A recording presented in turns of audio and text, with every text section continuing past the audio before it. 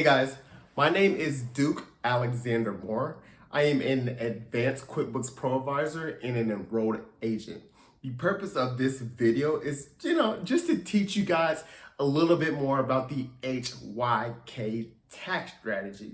So what we're going to cover are child labor laws, the benefits of hiring your children, the requirements, simple job duties and best practices, the debate of whether to issue a W-2 or not, how to pay your kids in the bookkeeping, and how to use this strategy if you have an S-corp. First, I want to go over the child labor laws. Now, look, I live in Texas, so I'm going to go over the child labor laws in this video for Texas. Now, I recommend you do some own Googling, your own research to see what your child labor laws are in your state. And just to make sure you're looking at a legit website, please make sure the domain ends in .gov. So, in Texas, child labor laws cover an employee under 18 years of age.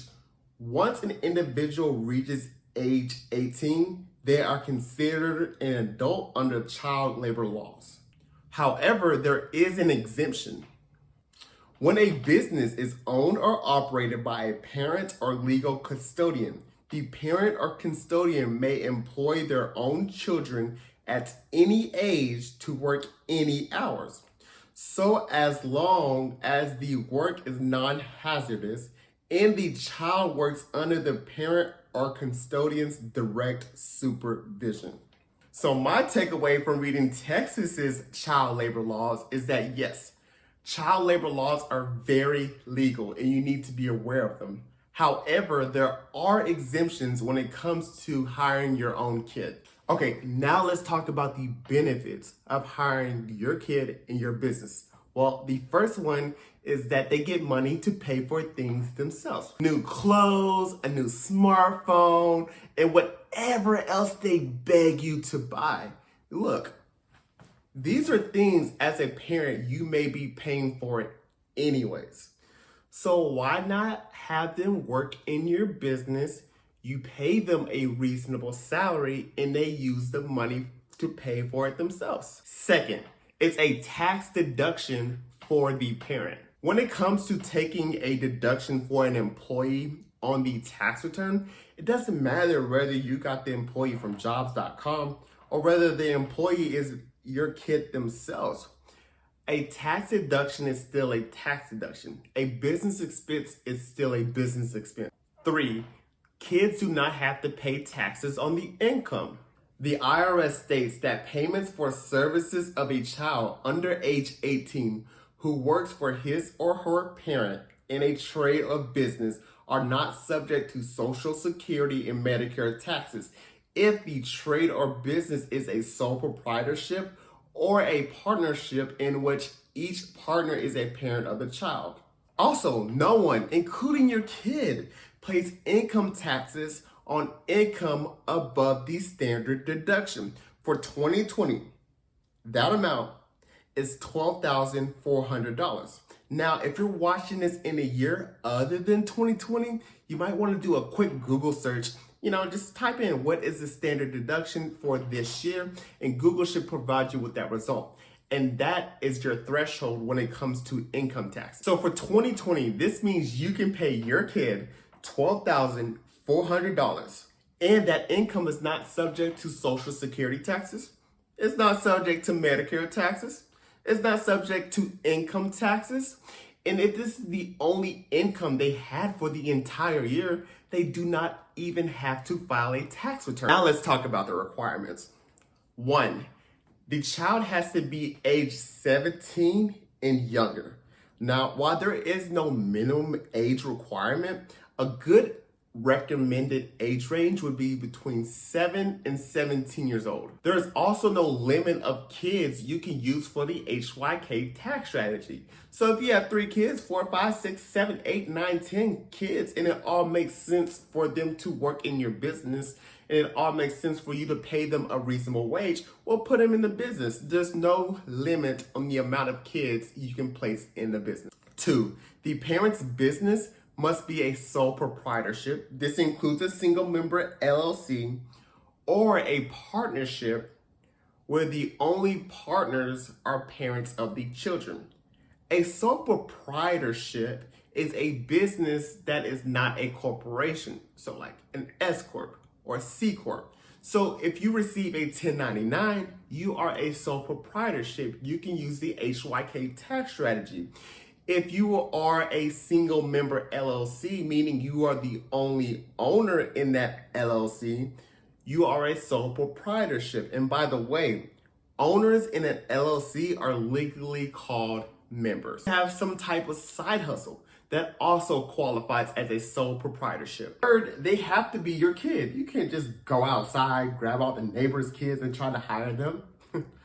They have to be your kid. Okay, now let's talk about sample job duties and best practices. Now guys, when you're hiring your kid in your business, you want to make sure you are giving them legitimate job duties. Some examples would be uploading receipts to QuickBooks, social media management, or even helping you clean the home office. Now, I can go on about sample job duties, but you get the point. Awesome. You want to make sure you're paying them a reasonable wage. Now, paying a 7-year-old $1,000 a month might seem unreasonable to me.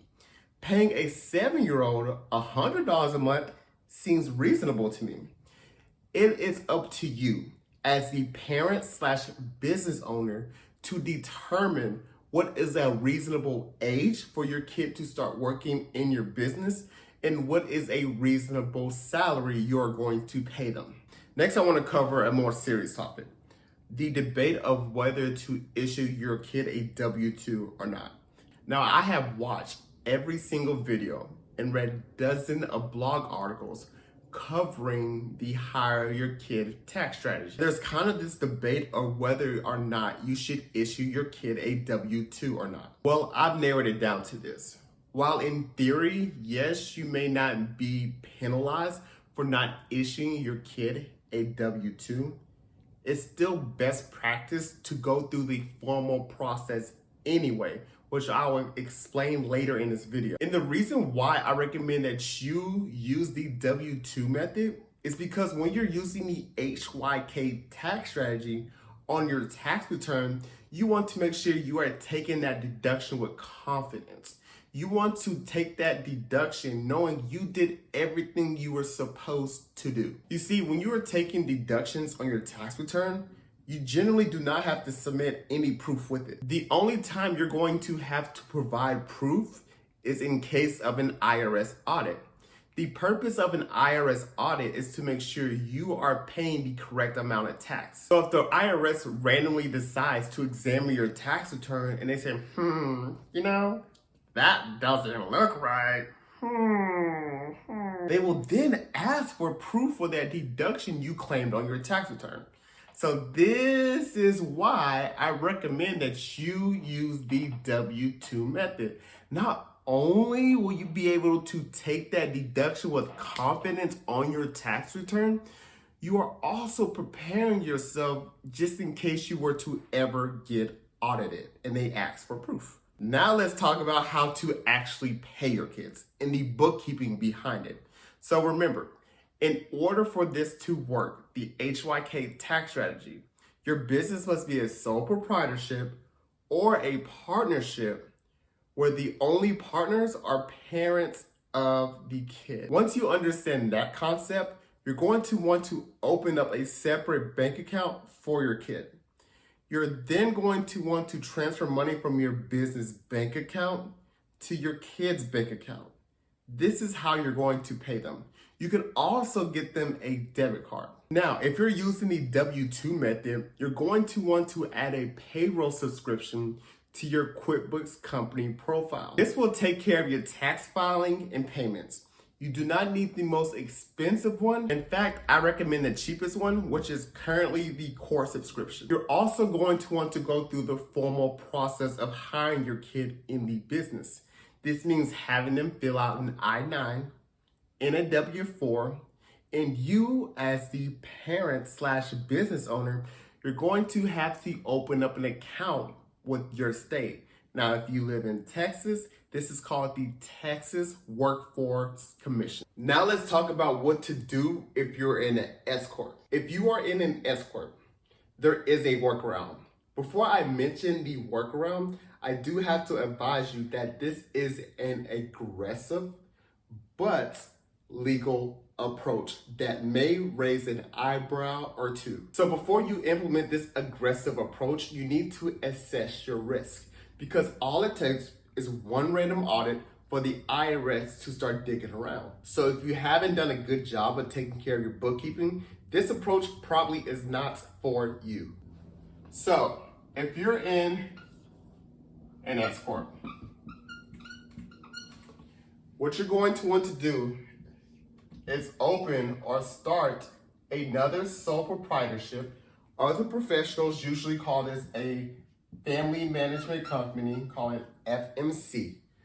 You're going to want to, the S-corp is going to want to hire the sole proprietorship. That means they issue them a 1099 at the end of the year.